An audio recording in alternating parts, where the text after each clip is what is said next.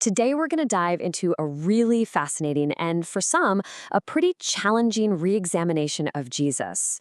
This source material we're looking at today puts forth a bold thesis that Jesus' primary mission wasn't about spiritual salvation in some distant afterlife, but about a radical political revolution right here on Earth. Let's start with a line that's probably one of the most famous in all of Christianity. You've heard it a million times. But what if we've been fundamentally misinterpreting it? What if it's not a passive hope for some future heavenly state, but something far more immediate and demanding? The thesis we're exploring today argues that this phrase is anything but a gentle plea. It's a radical demand. It's a call to action to take the divine, perfect ideal, what is meant by heaven, and to make it real, to make it material, in the world we live in right now. This simple shift in interpretation changes everything. It reframes Jesus from a spiritual teacher into a religious radical, one intent on literally bringing heaven down to earth. Okay, so here's how we're going to break down this provocative idea. First, we'll look deeper into the revolutionary nature of this prayer. Then we'll tackle a textual puzzle it presents within the Gospels themselves. After that, we'll get into the specific evidence for a tax rebellion.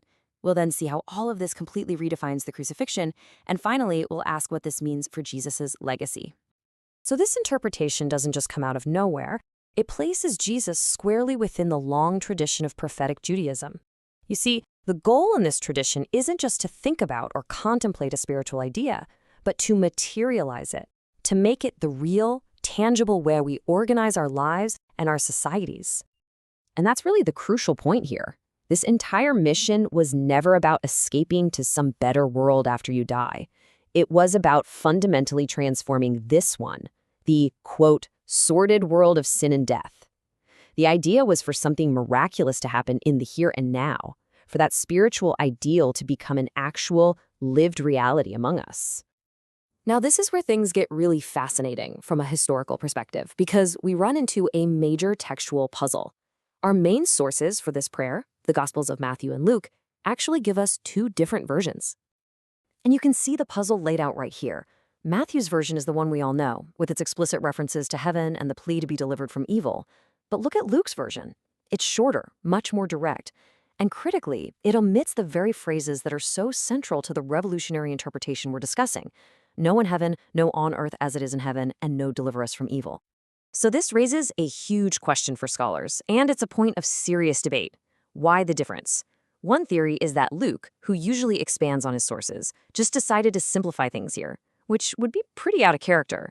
But another, really compelling theory suggests that Luke's version is actually closer to the original source, a hypothetical early Christian document that scholars call Q. In this view, it was actually Matthew who added these phrases, taking a simpler prayer and infusing it with deeper theological meaning for his own audience. And we have to remember the timeline here. These Gospels weren't written by reporters taking notes on the scene. Mark, the earliest Gospel we have, was written around 40 years after the crucifixion. Matthew and Luke came even later, maybe 55 years after the fact. These authors were reconstructing events, drawing on oral traditions and whatever earlier documents they had, and they were each shaping a narrative for a specific community. Okay, so keeping all that textual background in mind is really important as we move into the core political claim of this thesis, because the evidence starts to build a case that Jesus wasn't just a wandering preacher, but was actually leading an organized, nonviolent rebellion against the Roman state, a rebellion that centered on the explosive issue of taxes. 20. Let that number sink in for a second. That's roughly how many times tax collectors are specifically mentioned in the Gospels. Now think about that. Of all the jobs in Roman-occupied Judea, carpenters, fishermen, farmers, this one specific profession, the local face of Roman economic oppression, shows up again and again. According to this analysis, that is not a coincidence. It tells us exactly who Jesus was spending his time with and what his movement was focused on. And when you start to assemble the pieces of evidence from the source material, a very clear pattern emerges. It's not just a passing mention. We have a story of a banquet thrown for Jesus by a tax collector full of his colleagues. We have spies being sent specifically to trap him in a conversation about taxes. And, maybe most damning of all, the Gospel of Luke states that the only specific criminal charge brought against Jesus before the Roman governor was that he was opposing the payment of taxes to Caesar. Which brings us to this famous line. In the context we're building, this isn't a straightforward command to pay your taxes. According to the source material, it's an act of brilliant political evasion. He's put on the spot with spies in the crowd trying to corner him, and he responds with this masterful non-answer that avoids both endorsing Roman authority and openly declaring his seditious stance. And all of this leads to a fundamental rethinking of the crucifixion itself. It ceases to be this mysterious outcome of a religious dispute. Instead, it becomes the logical, almost predictable response of a global empire when it's faced with a political threat. This is the absolute crucial point. The Roman Empire simply did not care about internal Jewish religious disagreements like blasphemy. It wasn't their jurisdiction. But sedition, actively undermining the authority of the state, that was a capital crime. To justify a Roman execution, especially crucifixion, which was reserved for enemies of the state, the charge had to be political. You can see exactly how the process unfolded. The initial charge from the Jewish high priest was religious, blasphemy. But that meant nothing to Pontius Pilate, the Roman governor.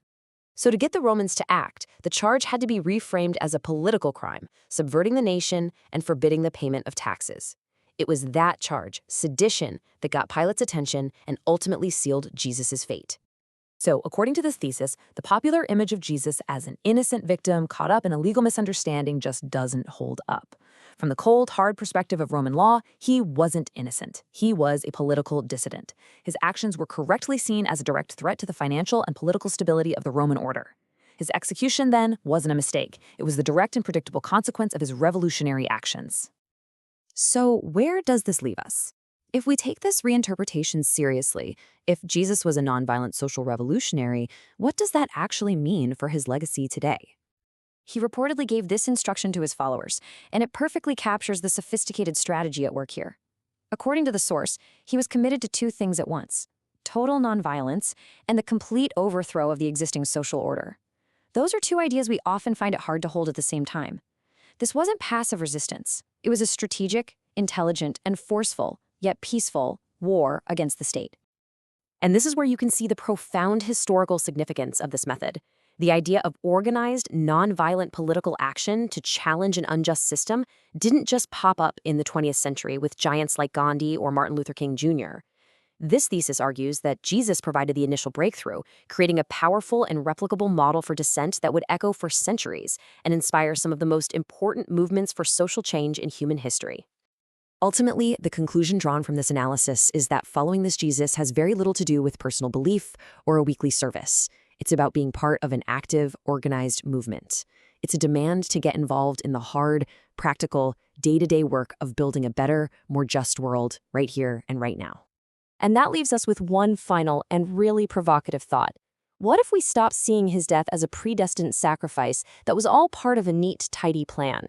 What if, as the source material suggests, we see it instead as a profound tragedy, the execution of a political genius in his early 30s that cut his work short? If you see it that way, it changes everything. His story is no longer a finished plan, but an unfinished revolution.